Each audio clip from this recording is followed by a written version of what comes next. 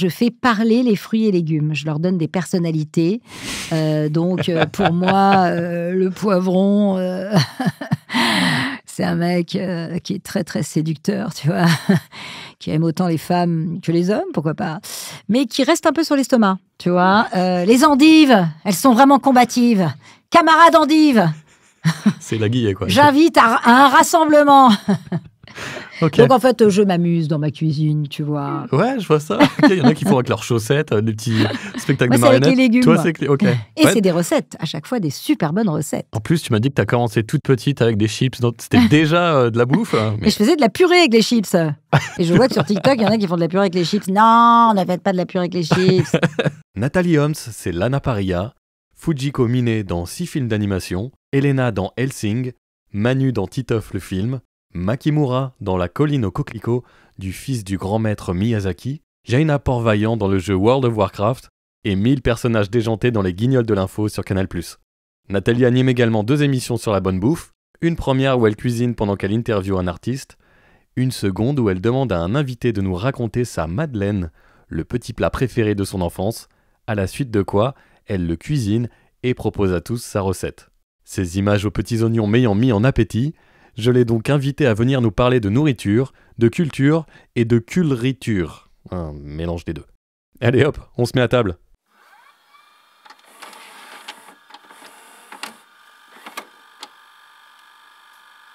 T'es chaud patate ? Chaud patate. Donc en préparant cet épisode, je me suis dit je vais faire 50-50, 10 questions doublage, 10 questions cuisine. Alors le doublage, je connais, ça c'est bon. Mais qu'est-ce que je vais bien pouvoir lui demander sur la cuisine ? Avant de me rappeler qu'on a la chance de vivre dans le pays de la bouffe et qu'on est tous un peu des apprentis cuistots. On a tous eu ou vu une mère, une grand-mère ou une tante qui savait régaler. En France, on a un attachement culturel et identitaire profond avec la nourriture. Que penses-tu de ce rapport si particulier qu'ont les Français avec ce qu'il y a dans leur assiette ? Ouh, vaste sujet. Ah bah ouais, tu m'étonnes. Je vais être obligée de rebondir sur ce. Je vais être obligée de rebondir sur ce quoi je travaille en ce moment. Ok. Oui, je parle bien français ou pas, je Ouais, ne sais ça plus. m'a l'air pas mal. Parce qu'évidemment, ce qui m'intéresse, c'est le rapport émotionnel par rapport à la nourriture et le souvenir aussi d'une Madeleine de Proust, une recette qui t'emmène dans ton enfance, en fait, et qui te rappelle un goût voilà, que tu as et que tu as envie de retrouver. Et tu vas aller faire toutes les villes de France pour manger le Paris-Brest qui était, quand tu étais petite, que tu mangeais avec ta grand-mère. Mais ce n'est jamais, ça ne sera le Paris-Brest parce qu'il y a tout ce côté émotionnel de la cuisine. Et je pense que c'est ça qui est vachement intéressant. Pour nous, les Français, surtout, c'est à la fois la gourmandise, mais aussi... c'est très lié à l'humain, à l'émotionnel, au passé, aux souvenirs. Donc et c'est ce qui nous rassemble beaucoup, en plus, la cuisine. C'est fou quand même que des petits ingrédients dans une assiette nous remuent comme ça à ce point-là. Quel est ton rapport avec la nourriture, toi ? Qu'est-ce que ça représente pour toi ? C'est juste manger à midi entre 2 séances ou c'est plus que ça ? J'imagine plus que ça. Oui, enfin, ça dépend aussi de à quelle période de ma vie. Quand j'étais petite, voilà, ma grand-mère cuisinait beaucoup. On mangeait des plats le dimanche, c'était et machin, 3 entrées, le roast beef, le machin, le truc, le fromage. Et on se goinfrait. Enfin, c'était tellement bon qu'on avait la peau du ventre bien tendue, comme on dit. Et ce rapport avec la nourriture, c'était ce rapport avec... pas se remplir pour se remplir, mais plus le côté vraiment bon vivant. Et on était à table pendant des heures. D'ailleurs, c'était super chiant quand t'es petit de rester à table pendant des heures. Ouais, j'ai vécu la même chose. Donc voilà, on mettait des fausses mouches dans les cafés, des soulève-plats dans les... Ouais, j'ai vécu le même calvaire. Mais bon. Donc voilà, et après, le rapport, c'est vrai que moi, j'ai toujours cuisiné un peu, même quand j'étais célibate, chez moi, toute seule. Je me faisais une petite courgette poêlée avec un petit riz complet, ou quand je sortais des cours de danse, j'allais manger macrobiotique dans les endroits sains et bons. Donc en fait, j'ai quand même eu toujours un rapport très étroit avec la nourriture. La nourriture a son importance. Je préfère à la limite pas manger du tout de la journée que d'avaler un truc pas très bon. D'accord. C'est rien ou pas McDo. Non, mais après, je suis pas non plus complètement guerrière par rapport à la bouffe industrielle, mais ça me branche pas plus que ça, en fait. Ouais. Mais je m'adapte. Si je suis dans un endroit vraiment loin et qu'il faut manger des tacos pourris, je le ferai. Hein. T'arrives à pas manger en une journée, enfin passer des journées sans Bah, manger?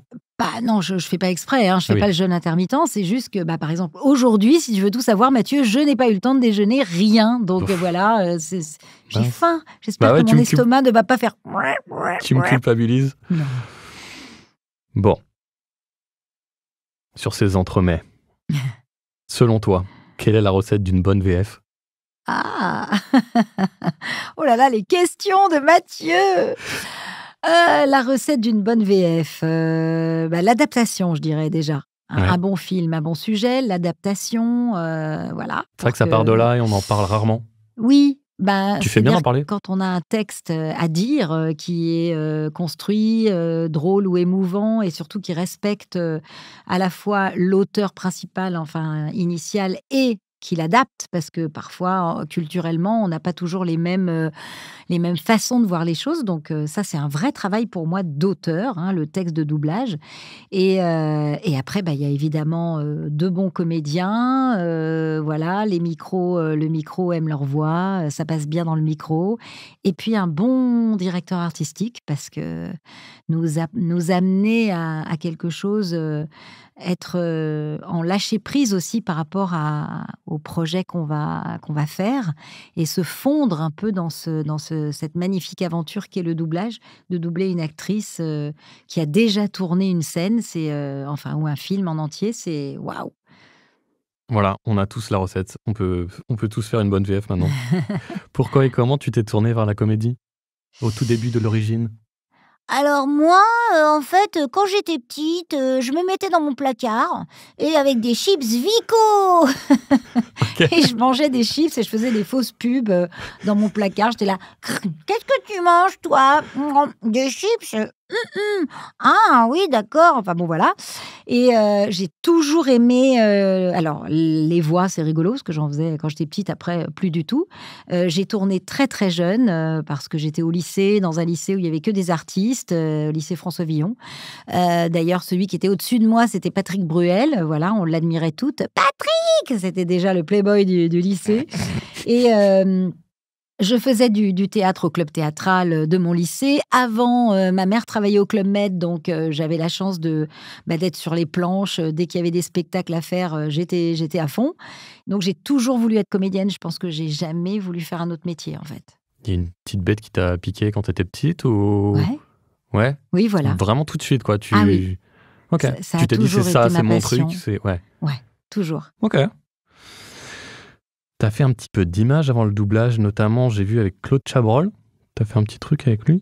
Oui, j'avais tourné Les Fantômes du Chapelier, où je faisais la fille de Charles Aznavour, Rachel Cachoudas. Et oui, parce qu'il l'appelait comme ça, Michel Serrault, quand il me voyait de loin. Et bon, c'était un petit rôle, mais vachement passionnant de tourner avec ces grands acteurs, avec Chabrol, qui était un réalisateur extraordinaire, bon vivant. Alors lui, la bouffe, je te dis pas. Bon, à l'époque, j'étais plutôt genre Si, en dis-moi. mode, on mange qu'un yaourt 0% parce qu'il faut qu'on soit au cinéma. Mais lui, Claude, alors c'était la bouffe. On tournait à Concarneau, je me souviens, il y avait J'adore l'équipe. cette Ah, ville. c'est trop beau. J'adore Dans cette les ville. petites rues pavées comme ça, tu avais le catering déjà à 10h du mat, c'était la rillette avec le truc. Les crêpes à 4h, je te dis pas. Alors, Le Queen Yaman. le Queen Amman, évidemment. Donc, et le soir, c'était grand resto. On n'a pas arrêté de bouffer avec Claude Chabrol. C'était génial. Mais génial. Ouais. Toute ton aventure image, de manière générale, tu l'as vécu comment? Alors, les premières aventures, j'ai été un peu propulsée, moi, parce qu'il y avait des essais pour une série qui s'appelait Joël Mazar, la suite de Pause Café, avec Véronique Jeannot. Et j'ai été propulsée, en fait, tout d'un coup, dans un rôle important, quand même. Je faisais partie des jeunes qui avaient une histoire à raconter et qu'on suivait d'épisode en épisode. Je faisais Michel Reboul, la nana qui faisait de la coiffure, mais elle voulait faire de l'électronique, tu vois. Elle se faisait battre par son père, elle habitait dans une roulotte. Enfin bon, ça va parler à quelques-uns. Si tu as quelques anciens qui écoutent ton podcast, Mathieu. Et c'est vrai que j'étais pas du tout consciente de ce que je faisais, en fait. Je tournais, voilà, je jouais. Bon, après, j'ai regardé là sur Lina, on peut visionner quelques épisodes et du coup, je me suis regardée pour dire, bon, j'étais pas trop à chier quand même.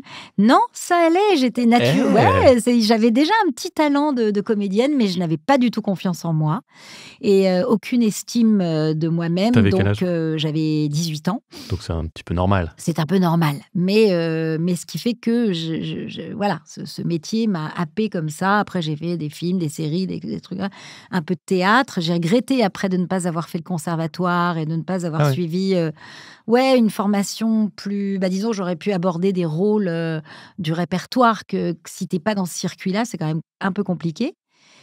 Mais j'ai voulu partir aux États-Unis pour apprendre à l'époque, encore une fois, les moins de 20 ans ne peuvent pas connaître, qu'à l'époque, il n'y avait pas de formation un peu à la Strasberg Actor Studio et c'était un truc qui me fascinait et j'avais tellement envie de faire comme je chante aussi, que j'ai un peu dansé, bon attention, hein, vite fait. Donc j'avais très envie de toucher à tout et de travailler ce côté... acting before the camera et puis le côté sensoriel du jeu, ça m'a toujours beaucoup attirée. Donc j'ai fait un petit break dans ma carrière quand même. Donc showwoman à l'américaine, c'est ça qui te parlait, Broadway, Ouais. Ah ouais. C'est-à-dire l'artiste complet, quoi. Ah ouais, mon rêve. Ah ouais, vraiment. Mais du coup, t'es partie aux États-Unis ou... Oui, je suis partie pendant 1 an. J'ai fait au À New pair York à Los Angeles. Et j'étais chez Strasberg. Donc, il était mort à l'époque. Je rassure tout le monde, je n'ai pas encore 80 ans. J'étais chez lui. Et c'était génial, quoi. C'était, voilà, on a fait des choses que j'avais jamais explorées. Et après, quand je suis revenue à Paris, j'ai travaillé avec Jack Garfein, qui était la suite un peu de ce travail qui arrivait en France, enfin. C'est toi qui l'as importé, finalement. Ouais, je suis un précurseur dans tout, quoi, tu vois. D'accord, ok, je vois. Mais nickel. Qu'est-ce que ça t'a apporté là-bas ? Enfin, qu'est-ce que t'as appris concrètement là-bas, comme la technique, l'acteur studio, vraiment Ouais, le mettre dans le corps, le côté très organique du jeu, travailler la relaxation. Bon, c'est un peu technique, hein, acteur Vas-y. studio, mais c'est vrai qu'il y a un travail qui est vachement intéressant, qui est la base déjà, la tasse de café, où après avoir fait de la relaxation sur la chaise, c'est toute une technique respiratoire, etc. Très proche un peu de la sophrologie finalement, hein. On n'appelait pas ça sophrologie à l'époque, mais et en fait, de retrouver... Alors la tasse de café, c'est la base, mais quand même Robert De Niro continue, hein, de travailler la tasse de café à chaque fois qu'il fait des rôles. C'est la base de se mettre dans un état parce que tu es concentré sur cette tasse, ce café, ce parfum de café que tu as senti tous les matins. Donc, tu le connais par cœur. La tasse, est-ce qu'elle est rugueuse? Est-ce que c'est une petite tasse en porcelaine fine? Est-ce qu'elle fume encore? Est-ce que le café est tiède, refroidi? Enfin, tout un travail d'imagination autour de ça, mais une recherche sensorielle qui fait qu'en fait, tu te mets dans un certain état. Et en fait, tu n'as plus besoin de faire grand-chose. C'est-à-dire qu'il y a une présence organique sur scène et tes silences se remplissent. Et après, c'est pour un lâcher-prise sur scène, voilà, c'est ça, une fois voilà. Okay. Et d'accueillir en fait le moment présent, quoi. Okay. De pas être dans le volontarisme, le calcul, truc de... voilà. Et quand on est très cérébral et tout, ça aide vachement à redescendre. Ce qui est ton cas ? Oui, alors je suis très cérébrale, c'est vrai, toujours dit que j'étais très intelligente. Non, je sais pas, cérébrale peut-être, mais je pense qu'on l'est tous un peu les acteurs. Enfin, mais je pense que je suis plutôt une actrice instinctive. Enfin, en tout cas, je vois au doublage, c'est vrai que souvent les premières prises sont les bonnes. Allez au fusil, allez vas-y. Allez vas-y, mais même pas l'anglais. Non, mais je veux dire, voilà, il y a des gens qui ont besoin de refaire 45 fois pour un. Et moi, quand j'ai dû refaire sur des films importants et tout, de retravailler en profondeur et du coup c'est vachement intéressant, mais c'est pas ma nature, donc ça a été une expérience extrêmement enrichissante, mais le gros challenge, quoi. Ok. Donc après tout ça, t'as atterri dans les Guignols de l'info, Enfin, à un moment donné, c'était Ouais, début des années 90 par là? Oui, alors j'avais commencé par faire des voix dans les jeux vidéo, parce que je Ouais. faisais de la direction artistique chez Ubisoft à la base. Oui. Et après, j'ai commencé à faire quelques voix, rencontrer des gens du métier des voix que je connaissais absolument pas. Ce milieu m'était totalement étranger.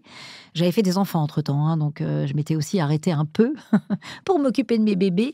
J'en ai fait 5 quand même. Ça porte bonheur. Et, Aide à la santé. et c'est vrai que les Guignols, c'est arrivé vraiment par un pote ingé son qui travaillait aux Guignols. Il m'a dit, mais Nat, c'est trop bien, faut que tu les fasses et tout. Et puis un jour, il y a eu un créneau. Voilà, c'était en plein mois d'août, je suis pas partie en vacances. Il cherchait une comédienne qui faisait des voix d'enfants, etc. Et j'y suis allée et j'avais tellement peur quand je suis arrivée au studio. C'était déjà un gros Yves truc? Lecoq, ah ouais, c'était énorme. avait déjà décollé, C'était quoi. un peu la fin des Guignols d'ailleurs. Yves Lecoq, Canteloup, Thierry Garcia, Daniel, enfin je vais en oublier plein, Sandrine Alexis. Et je suis arrivée, je me suis dit, ouh là là, là, bon, alors là, tu vas nous faire la concierge du 7e étage, d'accord, vas-y, voilà, t'as le texte. Et là, je suis là, genre, oh my God, là, faut tout donner. Je me suis dit, bon, allez, je leur fais Jackie Sardou, ils vont trop kiffer, ils vont rigoler. J'ai vu qu'Yves Lecoq a ri quand j'ai fait, ouais, alors, bonjour, monsieur, dame. Ah, bah, bien sûr que j'y suis allée. Bah, j'ai fait le ménage, mais dites donc, ça sentait pas bon là-bas, hein. Et ils étaient morts de rire, je me suis dit, bon. Ça va. C'est plutôt Et bon ils m'ont signe. rappelé. Et puis, c'est vrai que comme je fais beaucoup de voix, je suis un peu caméléon. Du coup, j'ai pas mal bossé avec eux. Et je me suis très bien entendue avec Sandrine Alexis, qui est une géniale imitatrice et comédienne et chanteuse. Et donc, bonheur, quoi. Artiste complète, elle aussi. Ouais. Comment ça se passe, enfin, comment ça se passait? Est-ce que c'était des sketchs enregistrés? Est-ce que c'était du live? Est-ce que vous répétiez pendant les journées? Voilà. Est-ce que c'était du freestyle à 20h, allez, bim, fallait envoyer la sauce et puis Ouais. voilà. Alors, il y avait des différents enregistrements. Il y avait les enregistrements du mardi matin où on enregistrait des sketchs qui étaient après montés. Ah oui. Et tourné avec les marionnettes. Et là, on avait le texte et il fallait... on avait Yves Le Roland et Hervé Lecause qui nous dirigeaient, qui étaient là pour les séances. Et puis, j'ai eu la chance aussi de faire des lives. Donc là, on arrivait sur place en studio à Boulogne avec toutes les marionnettes et tout. C'était génial. Nous, on était dans le studio son avec la régie et tout. On répétait en effet une fois avec les marionnettes. Et après, on tournait, quoi, en live. Donc, Tu là, répétais quoi, 1 heure avant, une demi-heure avant? ah ouais, 1 heure avant, on arrivait, bam, ils mettaient les marionnettes, là tu dis ça, là tu fais ça, là tu fais ci, là t'as ton perso qui arrive, tu le fais, nanana, ils avaient vachement l'habitude. Donc c'est vrai que, mais c'est génial. Donc t'as pris le train en marche et fallait prendre Ouais, super école alors. ouais, super école. Franchement, ça m'a beaucoup servi, les Guignols, ça m'a beaucoup aidé, justement, encore une fois, la confiance en soi, être ludique, y aller à fond, pas réfléchir, se lancer et laisser parler son instinct de comédie, parce que évidemment qu'après, il faut jouer, quoi. Là, faut jouer. Ouais, tu peux pas y aller avec le dos de la cuillère, hein, forcément. Non, là, tu J'essaie dois de jouer. continuer dans les métaphores. Oui, bien cuisine, sûr, tout ça, bravo, donc Mathieu, je cherche en même temps. bravo. Je sais pas. Yves Lecoq, du coup, tu le connais pas mal. Ouais. Il est comment au taf? Il est outstanding, il est incroyablement talentueux. Je parle pas humainement, hein, vraiment professionnellement. Ouais, professionnellement. Il te J'oserais fait pas. les Stallone, genre Stallone 1, 2, 3, et il te les fait comme ça, et t'entends la différence, et t'es là genre, waouh! Non, alors lui, pour le coup, c'est un imitateur de dingue, mais en plus un comédien de dingue. C'est un vrai bon comédien, quoi. Sous-exploité Donc, alors, parce qu'on l'a pas beaucoup vu, ni à la télé, ni Ouais. au cinéma. Ouais, c'est vrai, c'est dommage. Je connais pas toute sa carrière, je pense qu'il a dû un peu tourner, faire du théâtre, mais peut-être, les Guignols, ça prenait beaucoup de temps, je crois, à un moment donné, dans leur vie, quand même. Bah, la sienne, c'est sûr. Enfin, tu peux pas dissocier les Guignols avec Yves Lecoq. Non. L'un Donc, et l'autre, quoi. voilà, quoi. Ok. D'accord. Il t'a appris des trucs, enfin, en l'observant, t'as appris des trucs, genre, comme tu disais, balancer, pas se poser de questions ou quelque chose Ouais, puis d'autre? surtout je pense à la fois un lâcher-prise encore, un truc assez cool, faussement cool peut-être, mais avec un professionnalisme toujours au taquet, toujours et hyper bon camarade dans le sens où, voilà, il n'était pas genre, bon OK, enfin refaire parce qu'elle s'est plantée, Ouais. non, jamais une attitude pro, justement, par rapport à ça. Hyper à l'écoute, Enfin, moi, je l'ai vraiment adoré. Voilà, quoi. Après, chacun son ressenti, mais moi, je le trouve formidable. C'est en errant dans les couloirs de Canal que tu as rencontré Jamel, du coup?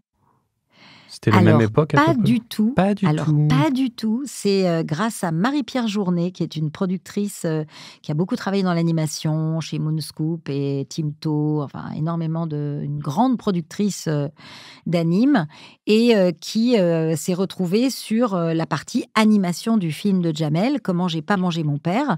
Et en fait, elle a proposé une équipe de voix à Jamel pour faire les voix témoins qui serviraient à l'animation, aux animatiques du film. D'accord. Et donc, il y avait Dorothée Pousseau, moi, en fille, et il y avait Michel Elias, Christian Eck de la Comédie Française, qui était avec nous aussi, et puis quelques personnes qui sont venues sporadiquement, mais en tout et pour tout, on était là pour faire les voix témoins, quoi. Et c'était génial, parce qu'on a travaillé avec Jamel. C'est pareil, lui, c'est un artiste de ouf, quoi. Il est vraiment dans le moment présent, il a toujours le truc pour rebondir. Et c'était passionnant, parce que je pense que ça lui a vachement plu aussi, ce travail avec le micro, la voix. Il était un peu, waouh, les nanas, vous faites des trucs de ouf. Enfin voilà, c'était chouette, quoi. Ouais, il découvrait un autre monde, quoi. Enfin, Ouais. une autre branche, en tout cas, du même monde. Mais Ouais. de mémoire, tu m'avais dit que vous aviez écrit un truc tous les deux? Ah non. Non? J'ai jamais écrit un truc avec Jamel. J'aurais bien aimé, hein. Je sais pas. Écoute, Mathieu, je ne serais pas là dans la vie. Non, mais ouais. Je ne serais pas là actuellement, tu vois. J'avais deux. Non. J'étais resté là-dessus. Non, j'avais écrit. Quand j'écrivais mon spectacle, j'espérais que Jamel puisse jeter le lire un œil, et machin. Le critiquer. Et puis en fait, bon, ça s'est pas fait parce qu'on s'est perdu de vue et que, encore une fois, la confiance en soi, que parfois Non, mais c'est vrai, c'est important parce Faut y aller, qu'est-ce qu'il t'a dit, Yves Lecoq? Oui, mais je raconte ça aussi un peu dans mes vidéos que je fais. Voilà, c'est de pas avoir peur. Qu'est-ce qu'on risque, quoi. Et c'est vrai que il faut être prêt aussi. Il faut pas griller ses cartes, entre guillemets. Tu vois, il faut être prêt. Il faut savoir aussi se dire, bon là, je suis centrée, je suis à ma place, donc tout va aller, boum, tout va rouler. Il y a un moment dans la vie où on est à sa place et un autre moment où on ne l'est pas forcément. Et ça, c'est après chacun le ressent vis-à-vis de sa vie personnelle et professionnelle. Donc, je pense que c'est très lié aussi chez nous, les comédiens. Et donc, voilà. Donc, c'est bien parce que... Voilà, t'es sur le ressenti systématiquement? J'ai pas grillé mes cartes. Hein? T'es sur le ressenti systématiquement? Dans la vie, tu sens ou tu sens pas et du coup, tu fais et tu fais pas en fonction? Ouais, je pense que c'est un peu instinctif. Oui. Tu crois que c'est être comédienne qui t'a rendu comme ça ou tu l'étais avant d'être comédienne? Je pense que je l'étais avant. Ouais. Ok. C'est tout toi, quoi. Ah, c'est tout moi. C'est Natou, quoi. Natou, quoi. Quand on check ta Voxo, il y a moult animés, jeux vidéo qui ressortent en priorité. Pour avoir bossé avec toi un petit peu, je peux confirmer que tu es très doué pour la création de personnages de l'imaginaire, comme les fées, les sorcières, les créatures étranges. D'où vient une telle imagination? Et quel est le plus gros défi quand on crée un personnage haut en couleur? Il y a du monde en cuisine, donc. Je pense que c'est une folie que tu as à l'intérieur. Et après, quand ça vient, alors, à quel moment c'est venu? Je pense que c'est vous, les DA, quand on a bossé ensemble, Mathieu, avec Stéphane Bollard, avec plein de DA, Jean-Philippe Brière, Mister, parce que maintenant il a des noms. Sur Insta, du coup, je l'appelle par son nom d'Insta, moi, Kevin Way. Oui, Monsieur Dad. Monsieur Dad. En fait, je pense que c'est vous, ce sont les DA qui voient en toi quelque chose que forcément, peut-être, tu ne vois pas. Voilà.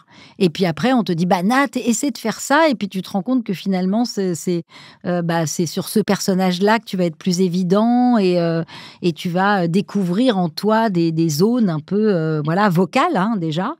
Parce que c'est quand même avant tout vocal. Enfin, c'est lié à un personnage, mais c'est vrai que tout le monde n'a pas la puissance de faire, et que ça joue et que ça ait aussi un peu de nuance. Mais elle se la pète. Mais ouais, mais la méthode à l'américaine, quoi. À l'américaine, tout est génial. Je suis formidable, le monde est formidable, tu es formidable, on est tous formidables. Non, voilà, qu'est-ce que tu ressens dans ces moments-là et puis oui, où tu vas chercher tout cet imaginaire, les fées, les sorcières, c'est pas la même chose que quand tu fais Jaina, qui est beaucoup plus naturel, tu vois. Oui, Zaira, c'est sûr que cette terre est la mienne. Elle a un côté comme ça très excessif. Je pense que mais même Jaina, c'est une guerrière quand même. Donc, en fait, je crois que, alors vocalement, bon, je suis un peu élastique, je suis un peu une pâte à modeler. Bon, ça c'est, on va dire que c'est inné quelque part. Après, ça se travaille comme un instrument de musique, voilà.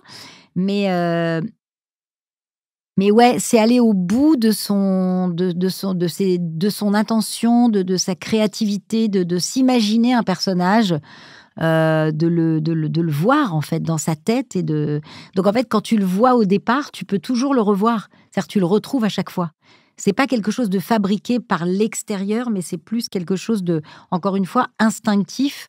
Quand je fais une voix d'enfant, un petit garçon ou un truc, ça vient tout seul. Je suis pas en train de calculer. Ah ouais, il faudrait qu'il ait parce que du coup, ça va être artificiel.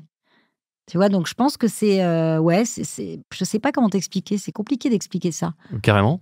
Ouais. Est-ce que tu saurais expliquer, du coup, pourquoi certains ont cette fantaisie et d'autres non, ou moins? Non, comme je dirais, l'équilibre de la nature, quoi. En fait, l'équilibre on est tous différents.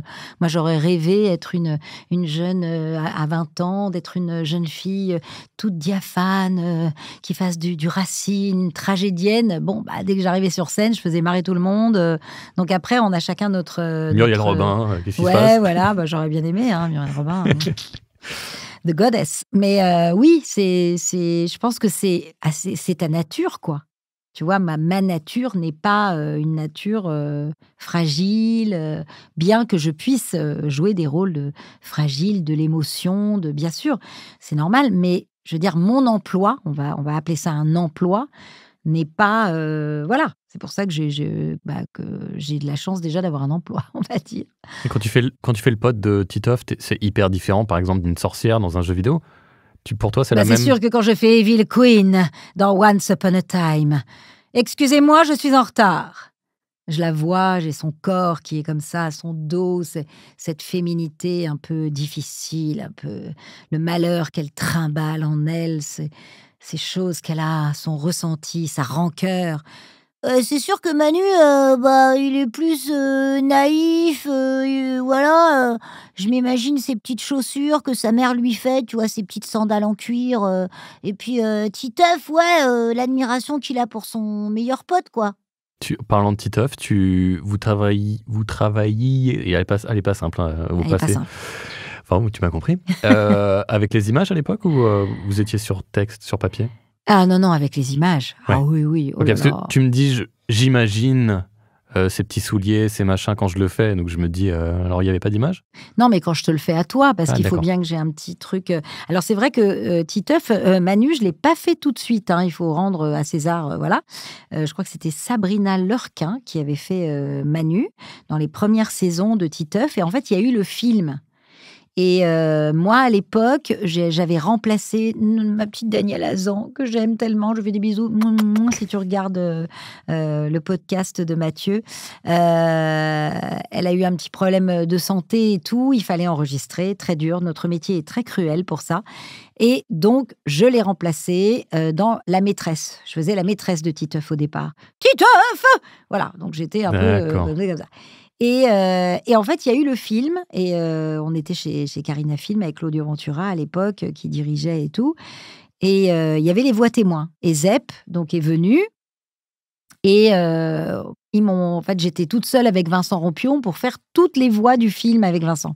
Okay. Donc, on faisait les voix, mais voilà, enfin, moi, je les faisais comme ça, les voix différentes, la mère, Manu, et du coup, j'ai commencé à faire comme ça. Bon. Le film se fait, enregistrement du film, et là, Zeb dit, voilà, j'aimerais bien que ce soit Nathalie qui fasse Manu. Donc là, ça a été quand même gros mal au ventre. Ouais. Parce que, voilà, j'ai dit au producteur, ouais, mais moi, je le faisais pas avant, c'est pas cool pour Sabrina et tout. Et ça arrive malheureusement tout le temps dans notre métier et c'est difficile pour chaque personne qui vit ça. Et en fait, le producteur m'a dit, écoute, Nat, tu fais vraiment comme tu le sens. Mais dis-toi qu'il veut changer la voix de Manu. C'est son droit, son choix. C'est lui le créateur du film. C'est deux Titeuf. Donc voilà, c'est comme ça. Et il remettait beaucoup en question les voix tout le temps. Ça a été quand même... Ah ouais. Ah oui, c'était très compliqué. Et puis, finalement, je me suis dit, c'est con quand même que je fasse pas Manu, quoi. Enfin, c'est un peu dommage que je passe à côté de toute façon, puisque je peux rien... Enfin... Je ne suis pas, voilà, je suis pas responsable du choix de Zep, quoi. Bien qu'il est très très bel homme et que finalement. Ok, d'accord. Je ne savais pas. Pourquoi pas. D'accord. Oui, c'est vrai que on se pose souvent la question comment ça se fait que dans ma série il y a un personnage qui a changé ou voilà. Alors comme tu dis, parfois il y a des problèmes de santé, il y a des gens qui partent en retraite, des rôles qui durent depuis 10, 15 ans, 20 ans, plus. Voilà, la roue tourne. Et du coup, voilà, et effectivement, ça fait partie de la vie d'une œuvre. Donc depuis 2008, dans World of Warcraft, tu fais Jaina. Alors, je sais plus comment on dit, Jaina ou Jaina. Moi, je dis Jaina. Mais... Ouais, alors moi, j'aimais bien Jaina. Et j'avais tenté de le vendre à Blizzard, de dire, ouais, Jaina, ça claque mieux. Puis je crois que les Américains le disaient comme ça, les originaux. Du coup, naturellement, on avait tendance à le dire comme ça. Ouais. Et on était partis là-dessus. Et puis, finalement, ils étaient revenus en disant, ouais, mais on l'appelle Dame. Dame, alors ça fait 2D, ça fait Dame Jaina. Du coup, c'est mieux de faire Jaina. Ouais, ok. Donc, Dame Jaina. Dame Jaina, Jaina Port-Vaillant. Jaina Port-Vaillant. Bref. Oui. Encore un petit... merveilleux personnage. Voilà. On a de temps en temps des petits questionnements comme ça sur la phonétique, ça peut arriver. Donc, un des leaders de l'Alliance que tu as repris dans Hearthstone, le jeu de cartes, ainsi que Feu Heroes of the Storm. Quand on incarne un perso depuis aussi longtemps sur des périodes entrecoupées et parfois espacées de plusieurs années, en particulier en jeu vidéo où il y a rarement des images pour accompagner les scènes vécues, ou même tu as travaillé avec plusieurs DA différents, comment est-ce qu'on maintient la cohérence et l'unité du perso tout en suivant son évolution ? Alors, tu ne bois pas, tu ne fumes pas, tu fais de la gym tous les matins. D'accord, pour pas changer de voix. Enfin, moi, je fume pas, mais c'est vrai que la voix... Enfin, il faut travailler sa voix, il faut la préserver. Jaina... Elle a 28 ans depuis 2008. Elle a 28 ans et dans Hearthstone, d'ailleurs, à des moments, elle est encore plus jeune, puisque dans les jeux de cartes, parfois, elle est... il y a des flashbacks. Écoute, alors c'est pareil, l'actrice américaine, c'est une star aux États-Unis, celle qui fait Jaina. Elle est formidable, sa voix ne vieillit pas non plus, d'ailleurs, et je suis très inspirée par elle. Elle m'inspire énormément. Donc, pour le coup, là vraiment, la VO me porte. Parce qu'elle est tellement intense, avec cette voix comme ça, très... Donc, tu l'entends, tu la retrouves tout de suite. Tu retrouves ton personnage. Tout de suite, tout de suite. Et ça facilite les choses, effectivement. Ouais. Oui, je rappelle qu'en jeu vidéo, donc effectivement, on n'a pas... Enfin, Jaina, elle a pas mal, comme c'est un des persos principaux, elle a pas mal de cinématiques, du coup il y a des images dans ces cas-là, mais dans l'in-game, dans le jeu en lui-même, il n'y a pas d'image, donc il y a simplement le texte. Donc voilà, ce que je voulais dire, c'est qu'on n'a pas d'image, mais qu'on a les sons. On les a systématiquement, les audios US. Donc toi, tout de suite, ça te parle, parce qu'il y a des comédiens à qui ça ne suffit pas, tu vois. Ouais. Toi, c'est pas ton cas. Tu l'entends tout de suite, Non. Il y en a qui l'ont, il y en a qui l'ont pas. Et pour eux, hein. Non, mais c'est vrai que moi, le jeu vidéo, quand même, j'ai commencé les voix par le jeu vidéo. Et en fait, aussi, c'est quand même un truc un peu théâtral, un peu d'imagination, pareil, de ludique. Il faut être ludique, en fait. Il ne faut pas trop se prendre la tête, là, pour le coup. Voilà. Alors, il y a des jeux qui sont plus ou moins fun à faire, plus ou moins kiffants. C'est vrai que j'ai eu beaucoup de chance. Les personnages que j'incarne en jeu vidéo, ils sont vraiment trop kiffants, quoi. Donc, je dois dire que j'ai été très gâtée.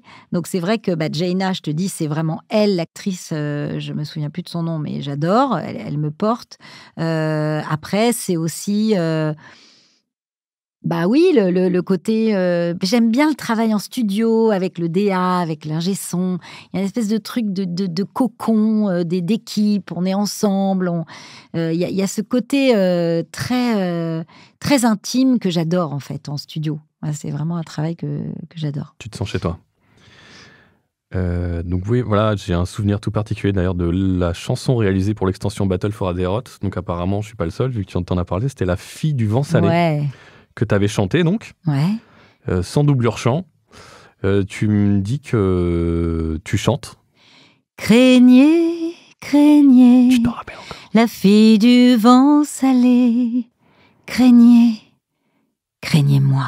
Mais carrément, mais quelle mémoire, mais incroyable. C'est-à-dire que, Où tu t'es maté la vidéo. Non, pas du tout, je savais pas qu'on allait parler de ça, mais je fais souvent des conventions en ce moment et les gens sont très fans de Jaina. Génial. Et il y a eu aussi des covers de cette chanson et des gens qui vous pouvez me chanter la chanson. Donc c'est vrai qu'elle est un petit peu dans les tuyaux, mais voilà. D'accord, ok, je savais pas qu'il y avait tout un monde autour de cette chanson. Du coup, c'est quoi ton rapport avec la chanson ? Tu me dis que tu chantes depuis un petit moment. Alors, le rapport avec la chanson, c'est pareil, ça va faire vraiment vieux crouton. Alors, j'ai travaillé dans les années 90.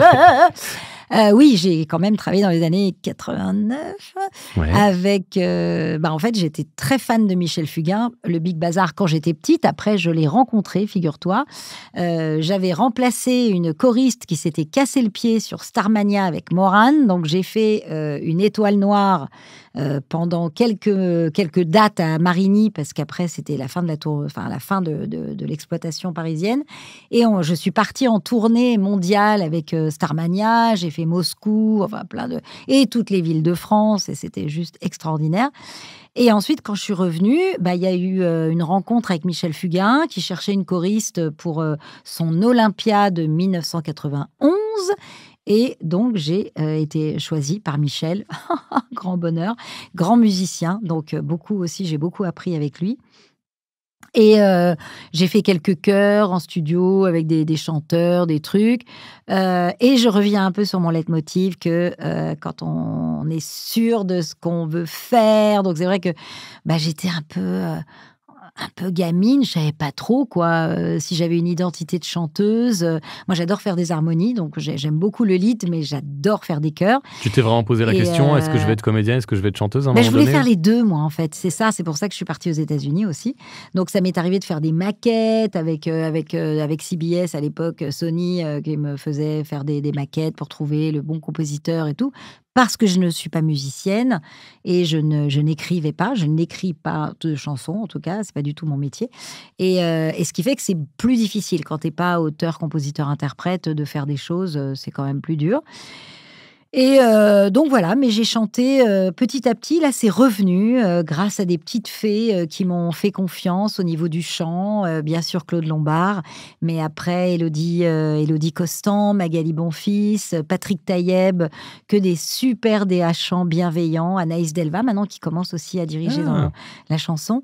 Et c'est vrai que c'est le kiff, quoi. Donc, je fais pas mal maintenant. Là, je fais pas mal de chansons en ce moment. Une super série, d'ailleurs, qui va sortir le 19 janvier. Je fais un peu de pub, je sais pas à quel moment tu vas diffuser ce podcast. Tu couperas sinon. Ouais, montage, mais... Pling 19 janvier, mais tu veux dire dans 3 jours, Asbin Hotel, ouais, voilà. On l'enregistre, on est le 15. Ah oui, donc ça va être chaud. Ça sera déjà sorti. Ouais, ça sera déjà sorti quand tu vas le diffuser, le podcast. Asbin Hotel, mais il y a plusieurs épisodes. Et je fais Camélia, un rôle encore d'intrigante, de méchante. Ah c'est bien, c'est souvent les meilleurs, les rôles de méchants. Ouais, et les chansons sont ouf. Eh très bien, voilà, le message est passé, la pub est passée. Je suis perturbé parce que j'ai mis ton carrière. Ton carrière, c'est parce que c'est mon côté british. Ton carrière. Ou alors un peu Christina, quoi, tu vois, tu es magnifique. Chérie. Donc ton carrière est liée aux jeux vidéo, puisque tu en as même dirigé. Tu avais fait le dessin animé Rayman en 99. Ah, ouais. Et le jeu des Français de Quantic Dream, Beyond Two Souls, Ah ouais. il y a une dizaine d'années, à génial. feu la marque rose. Ah, c'était chouette. Comment tu décrirais ton expérience sur ce dernier? Tu t'en rappelles de... Ouais, avec Jessica Monceau, Oui. avec Dominique, comment il s'appelle? Dominique Morin, qui double William Dafoe. Ah, c'était génial, parce qu'en plus, on avait l'image, là, c'était plus que du jeu vidéo, parce qu'on avait l'image des acteurs avec les capteurs comme ça, qui La motion jouaient les capture. scènes, voilà, et qui jouaient les scènes, et on avait carrément une bande rythmo et tout, donc c'était proche du doublage, d'ailleurs, là, ce travail.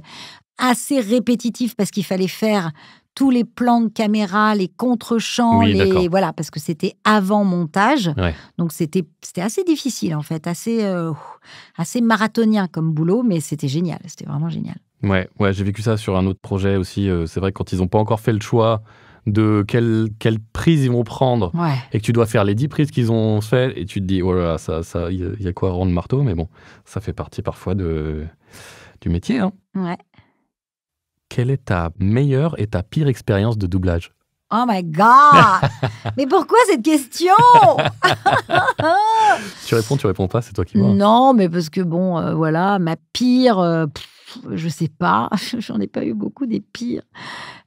Non, j'ai pas eu de mauvaise, enfin, j'ai pas eu de problème particulier en doublage. Ouais, peut-être que des rôles que j'aurais aimé faire et que j'ai pas fait, voilà, Ouais. des petits regrets comme ça. Oui, si c'est juste ça, des rôles. Mais t'as pas eu l'inverse des rôles qu'on t'a demandé de faire, tu t'es dit, oh là là, c'est pas du tout pour moi, ou ça va être un Non. calvaire, et c'était un calvaire de faire, d'aller Ouais, chercher non. quelque chose. Non, ça t'as Non, pas ça vécu. m'est jamais arrivé, ça.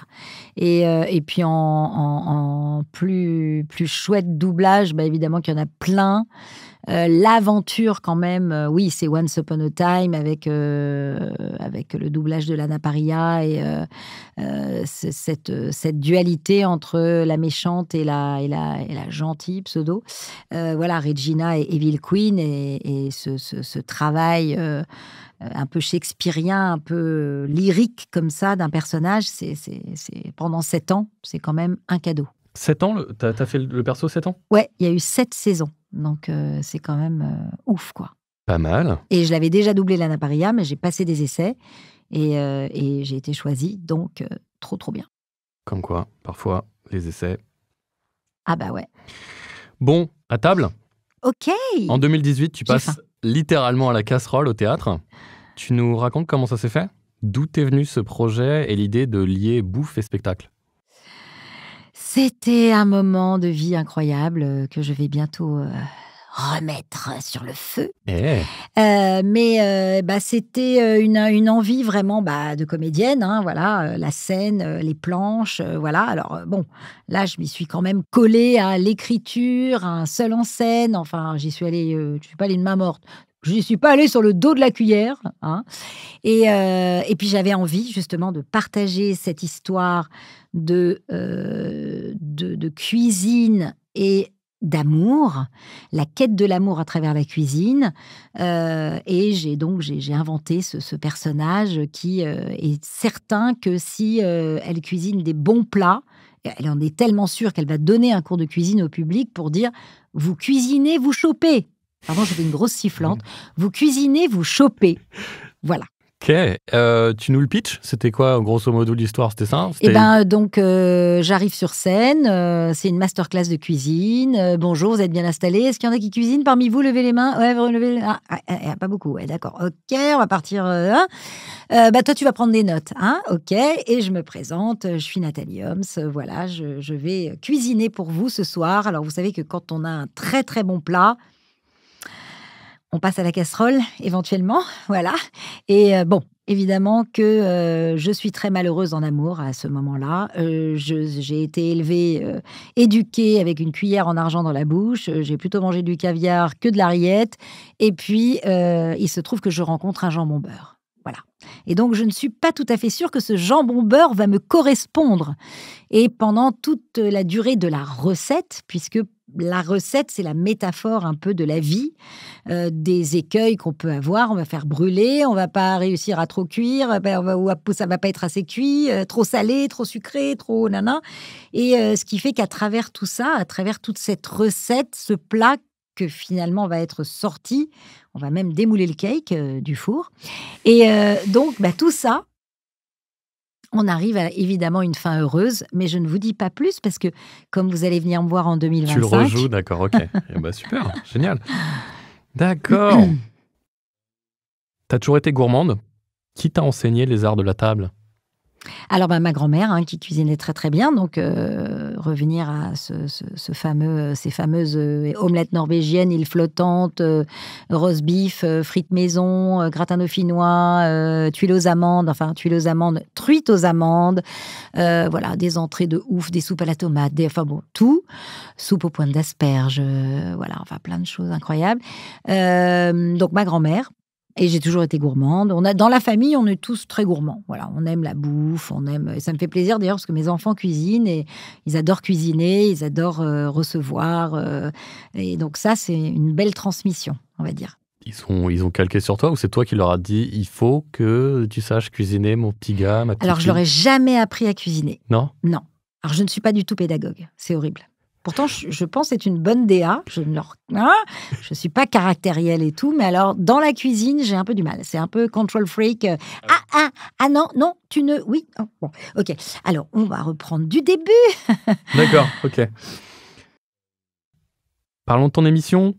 Où peut-on la voir et pourrais-tu nous la décrire ? C'est trop mignon déjà d'en parler. Merci Mathieu. Non, mais c'est génial. Et puis ça fait qu'on est totalement dans le thème. Écoute, j'ai réuni mes deux passions, justement le doublage et la cuisine. J'ai une chaîne TikTok qui s'appelle Une voix en cuisine, voilà, où j'ai pas mal d'abonnés, pas mal de vues sur mes vidéos, où j'ai plusieurs contenus d'ailleurs maintenant. Donc les voix en cuisine, parce que c'est un gros boulot de cuisine, de recettes à imaginer en fonction. Alors moi, j'imagine les recettes. Je regarde un peu l'univers. Je fais pas forcément comme Gastronogeek les recettes qui sont totalement détaillées du film ou de la série. C'est-à-dire que Captain America, je lui ai imaginé une purée moulinée, au jambon mouliné. Parce que pour moi, il était petit et puis il est devenu fort après. Donc, je trouvais ça mignon que sa maman lui fasse la purée et que voilà. Donc, par exemple, évidemment, que quand il fait « Je suis Captain America, je vais manger la purée de maman », c'est drôle. Voilà, ça me fait rire d'avoir un peu Tu fais en fonction des personnages ou tu fais en fonction des comédiens que tu invites ? Alors non, disons que au départ, j'ai commencé avec mes personnages, avec Jaina, avec Apex Legends, Horizon dans Apex Legends, avec Lana Parrilla, enfin Evil Queen, Linda dans Lucifer, Manu, j'ai fait toutes les recettes, etc. T'as fait quoi pour Jaina ? C'est du poisson, Jaina, forcément. j'ai fait un cabillaud de ligne. C'était très très bon. C'était très très très très bon. Ce Parce que tu cuisines en live ? Alors, je cuisine chez moi, pas en live, c'est en montée, c'est monté, D'accord. C'est un montage, mais je mange quand même ce que je cuisine quand même, Mathieu. Et puis ensuite, j'ai un petit garçon tout jeune, trop mignon, qui me fait des bandes rythmo par rapport au texte que j'aurais écrit et que j'aurais enregistré. Ensuite, quand on a fait la bande rythmo, on l'envoie au comédien qui, lui, va poser sa voix sur la vidéo et il va se filmer un peu pour qu'on le voit en train de doubler son personnage. Voilà. D'accord. Donc, avec Damien Boisseau, par exemple, il a fait les deux. Il a fait Ant-Man et Grey's Anatomy en même temps, quoi. Tu vois, le docteur et Ant-Man qui se parlaient à deux, c'était très drôle. Et lui, il n'était pas content d'être une fourmi et d'être tout petit. Et c'était assez rigolo. Donc, évidemment que je suis pas totalement Voilà, c'est pas scientifique, on va dire. Et puis après, je fais aussi un projet qui me tient énormément à cœur, qui s'appelle Madeleine. Donc, je t'en ai parlé brièvement au début de l'émission, j'invite des célébrités, que ce soit du doublage, du monde des youtubeurs, des influenceurs, des gamers, de tout ce qu'on veut, des acteurs aussi, de théâtre, de cinéma, à me raconter leurs souvenirs d'enfance liés à une recette. Et donc, je connais leur Madeleine de Proust, je cuisine leur madeleine, ils viennent chez moi, je les interviewe chez moi, rendez-vous dans ma cuisine, je leur bande les yeux, ils hument leurs souvenirs et ils découvrent leur madeleine, ils la mangent, ils la dégustent et ils partent avec leur doggy bag et ils sont très heureux. Donc ça, quand ils viennent, la cuisine, enfin la recette est déjà, le plat est déjà fait, conçu. Voilà, ça dépend. Pour les Simpsons, pour Véro, c'était un soufflé au fromage. Donc si tu veux, il a fallu quand même que ce soit un peu organisé pour qu'une fois l'interview terminée... Parce que j'ai vu que récemment, tu as fait le Toulouse Game Show avec Viteka. Oui. Alors là, c'est autre chose. C'est des conventions. Là, j'ai en fait exporté la voix en cuisine en convention, où là, je cuisine en live avec des invités. Donc, le petit plus, c'est comme je suis comédienne aussi, bah, on parle, on fait des voix, on fait des scènes, on se marre, on fait tout un show. Et en fait, on cuisine une recette. Donc, Donc c'est le même show que la première. Voilà, c'est le même show que la voix en cuisine à peu près, Voilà, sauf que là, c'est en live petit pour le coup. dérivé, Là, c'est voilà. un petit dérivé en live. Mais Ouais. c'est génial. Et quelle est la différence entre une vidéo tout enregistrée comme ça et de le faire en convention où j'imagine les gens qui viennent, qui réagissent en live et qui peuvent même vous parler ou vous Ah bah, ils nous parlent, ils nous posent des questions, ils gagnent même des des concours places, ils sont 2 à gagner, quand ils sont 3, on fait Shifumi, hein, je vous le dis tout de suite, mais ils sont 2 à gagner parce qu'on leur pose des petites questions, des petits quiz sur Damien Viteka, sur mes invités, moi-même, et ensuite, il y en a 2 qui viennent déguster le plat qu'on a Trop cuisiné. bien. Bon, le live, c'est un peu le coup de feu, c'est un peu le challenge d'en 1 heure, d'avoir fait l'animation, de faire une recette qui tienne debout, qui soit bonne à goûter. Et Donc là, il n'y a plus de rapport entre la recette et le comédien qui vient. C'est ça dépend, mais non, c'est plus, on va dire, là, je vais être au Geek Days de Rennes en février. Je vais avoir Emmanuel Curtil en invité. Bon, on va pas faire le cheesecake de Chandler parce que c'est impossible de faire un cheesecake en 1 heure sans réfrigération. Enfin, c'est vraiment galère. Ouais. J'ai pas de four. Enfin, si, j'ai un petit four à air pulsé. Mais on va faire un truc plutôt de la région. J'ai envie de cuisiner un peu l'agneau. On va faire un agneau confit. En plus, Emmanuel, il adore cuisiner. On va faire un truc un peu gastronomique avec un petit blinis au sarrasin. Enfin, on va utiliser les choses de la région. Ça dépend un peu. Et puis, en plus, les gens, ils sont hyper touchés quand on utilise les ingrédients de leur région. Évidemment, bien sûr, Donc, ça leur à parle. Caen, évidemment, qu'on a fait avec Frédéric Bourali, le fameux camembert au calvados. Et je peux te dire que c'était génialissime. C'était tellement bon, servi avec une petite brioche poêlée, avec une petite tranche de pomme juste cuite au four à air pulsé. Et après, c'était tellement bon. Le camembert bien coulant. J'ai faim. Tu m'étonnes. Tu me donnes la dalle. Combien t'en as fait de ces émissions jusqu'à présent? Waouh! Écoute, Madeleine, ça fait 1 an que j'ai démarré. Je crois que j'en suis à une 33 émissions. Fréquence de diffusion? Fréquence, alors au début, c'était pas aussi régulier que maintenant, mais là, c'est tous les jeudis, 1 fois par semaine. 1 fois par semaine. Donc, c'est quand même beaucoup de travail. Et les voix en cuisine, c'est un petit peu plus long parce qu'il y a tout ce processus d'écriture, d'enregistrement, de va-et-vient avec les comédiens, etc. Donc, ça prend un peu plus de temps. Et je fais aussi un dernier contenu, la fille qui parle de tout ce qu'elle fait. Mais vas-y. Et je suis super contente parce que j'ai pas beaucoup d'abonnés sur YouTube et ça cartonne mes shorts. Je fais parler les fruits et légumes. Je leur donne des personnalités. Donc, pour moi, le poivron, c'est un mec qui est très, très séducteur, tu vois, qui aime autant les femmes que les hommes, pourquoi pas, mais qui reste un peu sur l'estomac, tu vois. Les endives, elles sont vraiment combatives. Camarades endives, c'est la guille, quoi. j'invite à un rassemblement. Ok. Donc en fait, je m'amuse dans ma cuisine, tu vois. Ouais, je vois ça. Il y en a qui font avec leurs chaussettes, des petits spectacles Moi, de c'est avec marionnettes. les légumes. Toi, c'est avec les... Ok. Et Ouais. c'est des recettes, à chaque fois des super bonnes recettes. En plus, tu m'as dit que tu as commencé toute petite avec des chips. Donc, c'était déjà de la bouffe. Mais je faisais de la purée avec les chips. Et je vois que sur TikTok, il y en a qui font de la purée avec les chips. Non, ne faites pas de la purée avec les chips. Voilà. Des conseils professionnels. Comment tu choisis les recettes en demandant à l'invité, des fois? Oui, alors je leur demande Pour la madeleine, bien sûr. pour la madeleine, ah bah oui, la Évidemment. madeleine, c'est leur madeleine. Mais pour l'autre? Et pour l'autre, pour les conventions, on se parle avant parce que les allergies, vegan, pas vegan, machin, nanana. Donc je m'adapte à tout. Et puis comme je te disais, pour les voix en cuisine sur TikTok ou sur Insta, c'est vraiment moi qui décide des recettes. C'est moi qui les imagine avec en m'inspirant de regarder la série, regarder le personnage. Voilà, Eren, elle est romantique, elle, Mikusa, n'importe quoi. Le personnage L'attaque dans des Titans. l'Attaque des Titans. Alors, c'est ouais, Mikasa. Mikasa, pardon. Ouais. Mikasa, c'est en même temps une guerrière, mais elle est romantique, cet amour impossible avec Eren, etc. Donc là, j'ai imaginé, là, j'ai regardé, il y avait la soupe d'Eren, qui est une soupe. Alors au départ, on était un peu genre, ah, bah faire une soupe, oh d'accord, super. Elle était tellement bonne, cette soupe, c'était de la folie, mais c'était de la folie. Donc voilà, il y a des trucs comme ça qui sont rigolos. Bah ouais, non, puis de toute façon, c'est pas parce que c'est compliqué que c'est bon, et que c'est pas parce que c'est simple que c'est pas bon. Exactement. Donc voilà, moi, à défaut d'être original, mon plat préféré, c'est le poulet fermier rôti au four avec des bonnes frites maison. Bah ça. Et toi, quel est ton plat préféré? Ah là là, c'est compliqué. C'est vrai que là, j'ai un souvenir de ma grand-mère, c'était le beefsteak poêlé dans le beurre demi-sel, et après, elle faisait des petites coquillettes dans la poêle, là, comme ça. Ça, j'aime ces plats Voilà, très, c'est pas bien compliqué, mais c'est très un coquins, régal. très Ça, c'est à manger et très après, régressif. et à préparer. C'est quoi ton plat préféré? Alors moi, j'adore préparer tout ce qui est curry de légumes, j'adore les légumes, j'adore travailler le légume. Donc À l'asiate, les currys de légumes. ouais, oui, à l'indienne plutôt, Ok. ou oui, même en grande cuisine française, j'adore faire inventer aussi un peu des fonds de sauce qu'avec des légumes.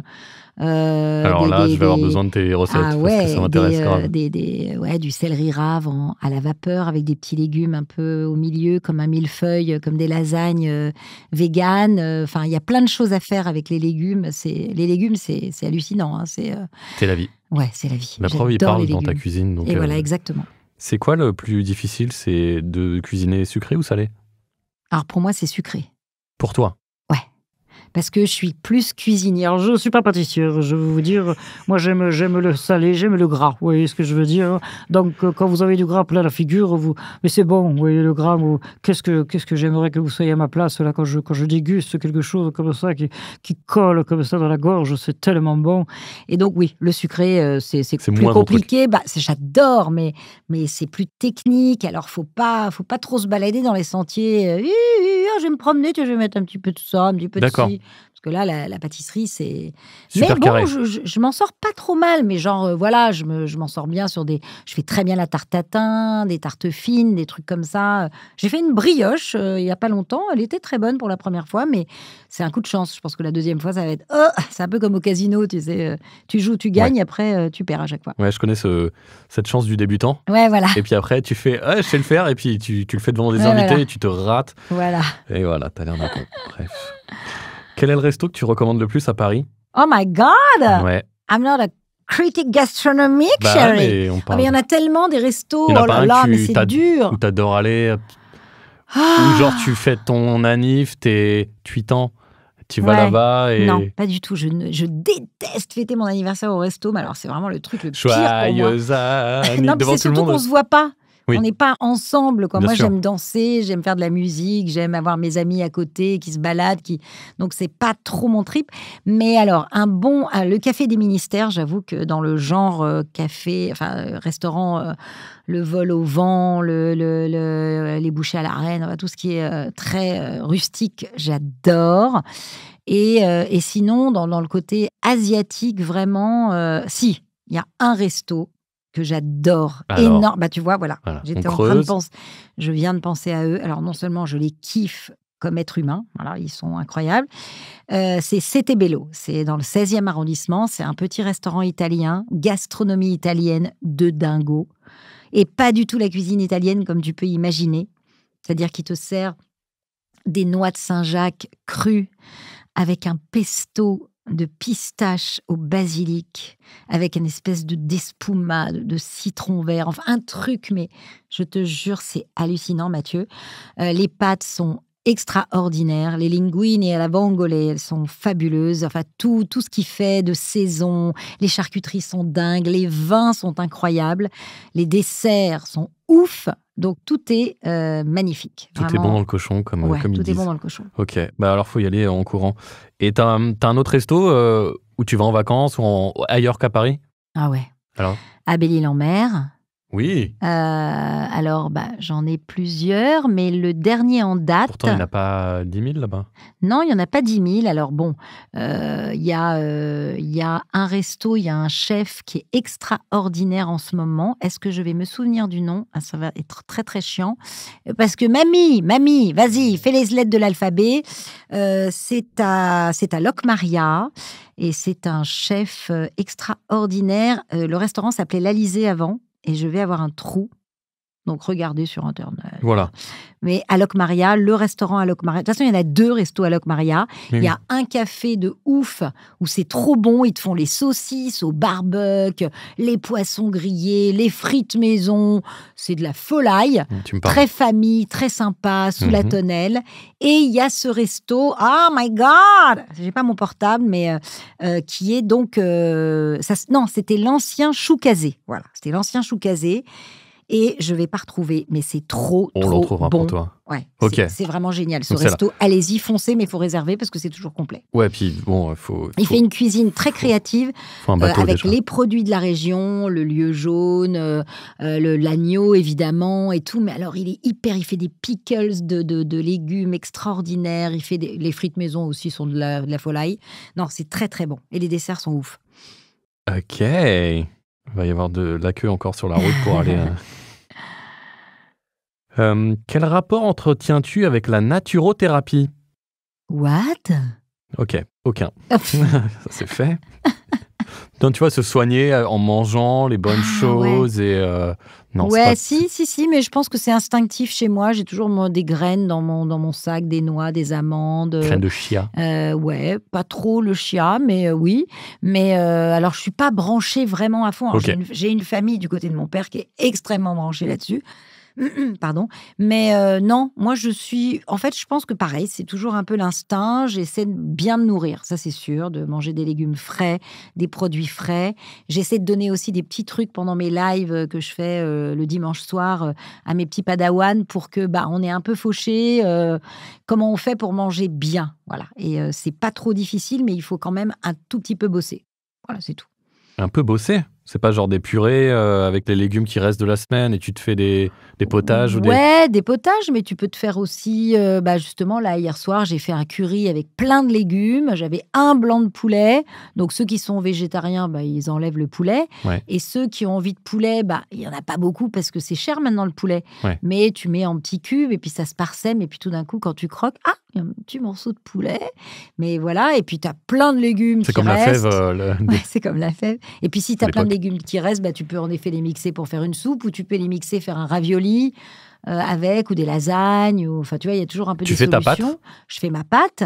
Balèze, la meuf. Balèze. C'est compliqué, hein, la pâte Ah ouais. à pâte. Ah ouais, c'est très, très dur. La pâte à ravioles. Ouais, la pâte à ravioles. Mais sinon, tu achètes ça chez les frères. Ding dong. Oui. Et voilà, elles sont très, très bien. Les ravioles carrées, là. Ouais. Bim, c'est génial. Mais du coup, ce qu'il y a dedans, c'est toi qui le fais. Donc, tu gères un peu ce qu'il y a à d'accord. l'intérieur.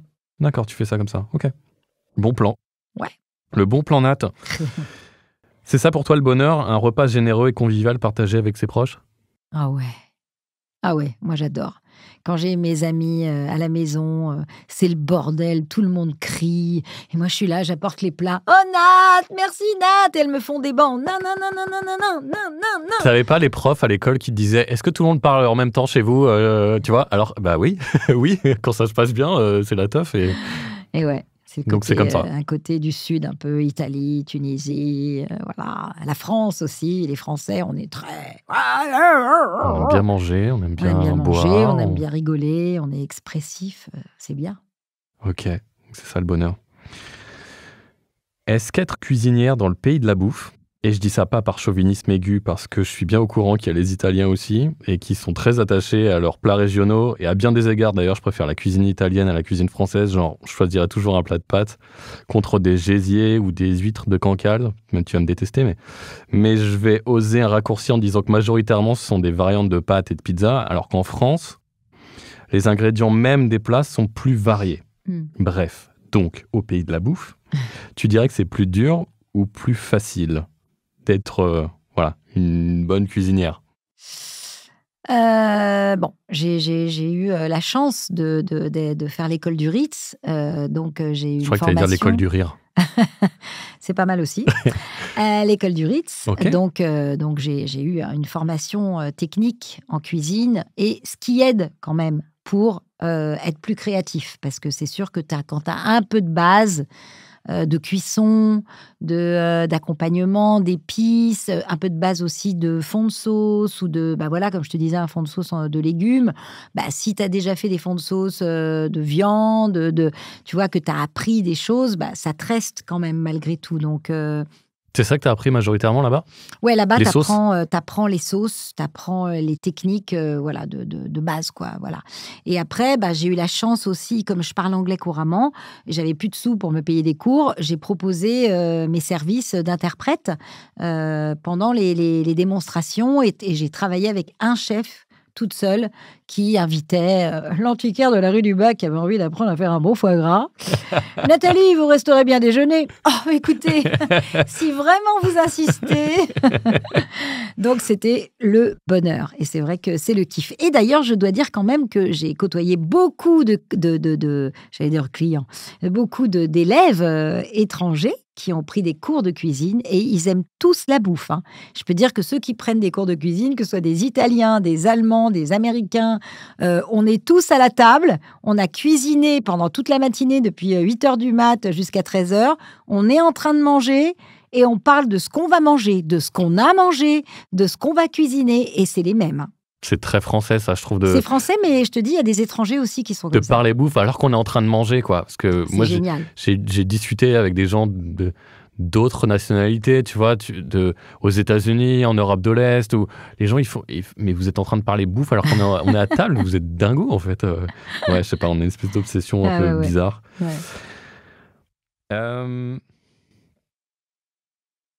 Donc, pour conclure... Voilà, Or donc, pour conclure, je vais te proposer un exercice pas évident. Oh mon Dieu. De danser sur la... Non, je déconne. Oh yeah, oh yeah. Me donner un regard professionnel d'abord et avant tout, et dans un second temps personnel, sur le parcours en forme de fusée Ariane de ta fille Emilou. Attends, t'as dit commencer regard quel regard déjà professionnel de maman ou de professionnel, de la profession.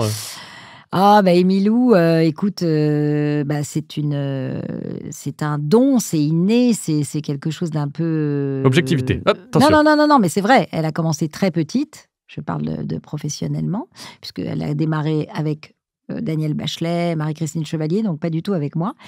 Et en fait, oui, il s'avère qu'elle a une oreille déjà musicienne extraordinaire. C'est une super musicienne et grande chanteuse. Et je pense que ça a quand même beaucoup servi à son oreille. Quand on a une oreille de musicien, c'est très, très utile pour le doublage. Et elle a l'instinct et une super voix. Et voilà. Après, la maman, le regard de la maman, c'est... Elle est Alors non, je dirais, oui, le regard de la maman, c'est... Et ça se mélange avec le professionnel.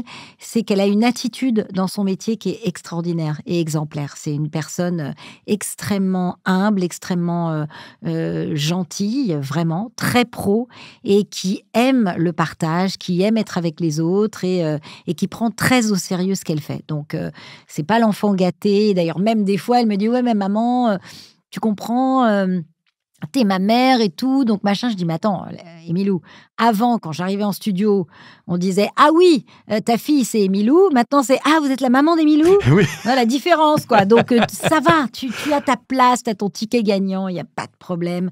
Tu as largement mérité, car tu as le talent. Et bien sûr qu'il peut y avoir plein de gens qui disent « Ah bah ouais, c'est la fille de Nathalie Holmes. » Donc, on est un peu les enfants de la balle. Je veux dire, dans notre métier de comédien, au temps de Molière, les enfants, ils naissaient sur les planches, ils suivaient les parents en tournée, et ils faisaient forcément comédien, ou alors ils étaient tellement dégoûtés par cette vie de saltimbanque qu'ils devenaient avocats ou je sais pas. Mais c'est vrai que c'est très rare.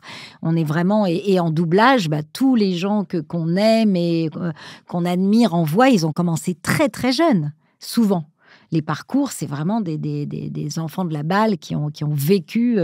Et puis, c'est, ouais, bah, t'as pas un gosse là dans le coin, t'as pas ta fille, elle fait du doublage. Ah, bah, écoute, elle peut essayer. Et puis, ça commence comme ça. Donc, il y en a qui lâchent et puis il y en a qui restent, quoi. Et je crois qu'il faut être vraiment passionné pour faire ce métier, même si, bien sûr, il y a la valeur, je veux dire, financière, parce qu'on gagne très bien notre vie et il faut pas se cacher cette chose-là. Mais quand même, le talent et l'attitude dans le métier, c'est quand même 90% de la réussite.